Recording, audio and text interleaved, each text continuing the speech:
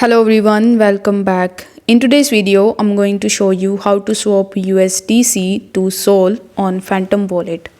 For that, first of all, you need to launch your Phantom Wallet mobile application and here tap on this swap option on the home page. Now once you do this, you will be landed on this swap page where by default in the You Pay section you will see Sol and in the You Receive section you will see USDC. So this is the pair that we want, but we want USDC in the You Pay section and Sol in the You Receive section. So in order to do it, you need to tap on this little purple color icon. So once you tap on it, it will come in the from USDC to Sol. So here you need to enter the amount of USDC that you want to swap into Sol.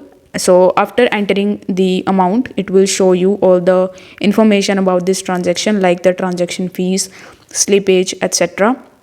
So you need to just review these details and tap on the swap option. On the next page, it will ask you to review the details again. So you need to review that and conclude your transaction. Once your transaction is completed, you will be able to easily swap from USDC to Sol on Phantom Wallet. So if this video helped you out, don't forget to like the video and subscribe to the channel. Thank you so much for watching.